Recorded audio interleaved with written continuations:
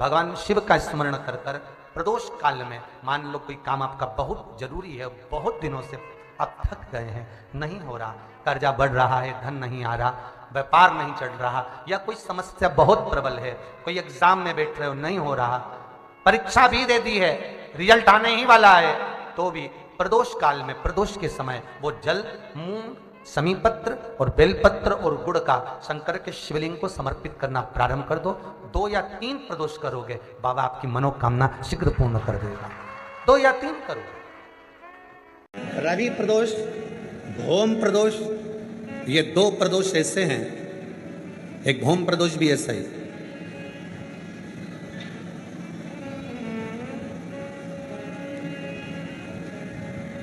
महाराज, मंगलवार का दिन हो, डॉक्टर ने भी कह दिया हो कि इसको 20 साल तक औलाद नहीं हुई, 25 साल तक नहीं हुई, 30 साल तक नहीं हुई, 18 साल तक भी इसको औलाद नहीं हुई, 30 साल हो गए औलाद नहीं हुई, और सब तरह से जब हार जाओ, भौम प्रदोष के दिन, प्रदोष काल में शिव जी के मंदिर में शंकर के शिवलिंग पर 3 जगह पर कनेर का पुष्प समर्पित करना प्रारंभ करें। पहला अशोक सुंदरी की जगह पर, दूसरा जहां शिवलिंग रखा हुआ है उस जलाधारी पर, कटी पर, और तीसरा शंकर भगवान के शिवलिंग पर पुष्प कनेर का रखना प्रारंभ कर दो। उसमें से अशोक सुंदरी वाले पुष्प को घर लेकर आना प्रारंभ कर दो। भौम प्रदोष के दिन 4 से 5 भौम प्रदोष करोगे और एक दिन मेरा बाबा तुम्हारा गर्भ ठहरा देगा और बाबा की कृपा से तुम्हारे घर में संतान।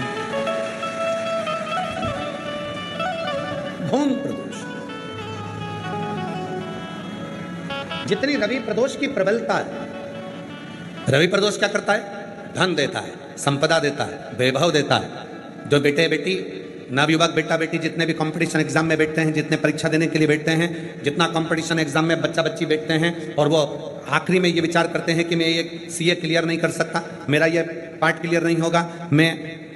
आईएएस ऑफिसर नहीं बन सकता, मन से ये निकालना छोड़ दो कि मैं ये नहीं बन सकता। अगर आपने रवि प्रदोष के दिन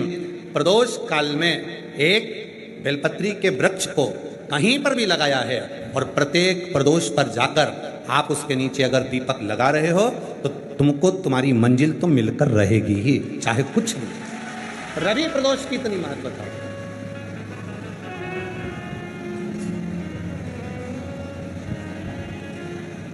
और मांगा है भोलेनाथ से वरदान एक ही, मांगा है भोलेनाथ से वरदान एक ही, तेरी कृपा बनी रहे जब तक है जिंदगी, तेरी कृपा बनी रहे जब तक है जिंदगी, मांगा है भोलेनाथ से वरदान एक ही,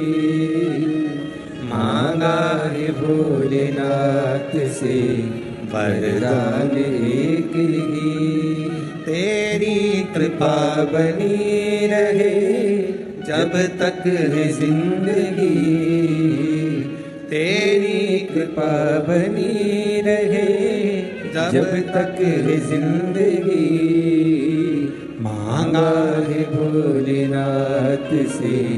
वरदान एक ही, मांगा है भोलेनाथ से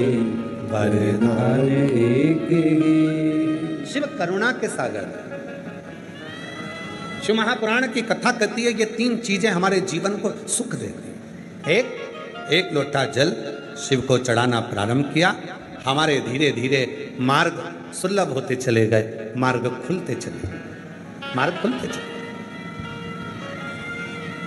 सुलभ हो गए मार्ग।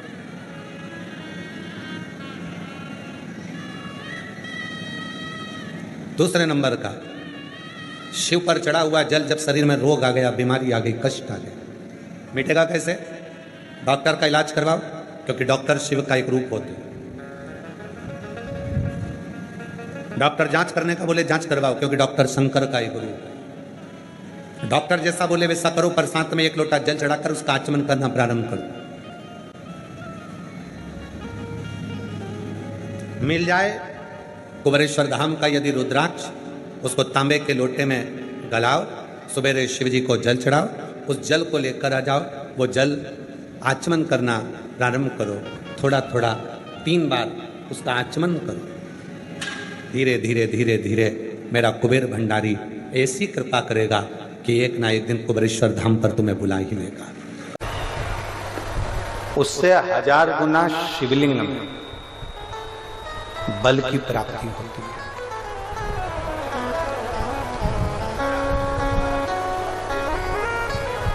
प्रदोष के दिन यदि आपको कहीं से शमी पत्र मिल जाए, प्रदोष के दिन यदि कहीं से आपको शमी पत्र मिल जाए और प्रदोष काल में,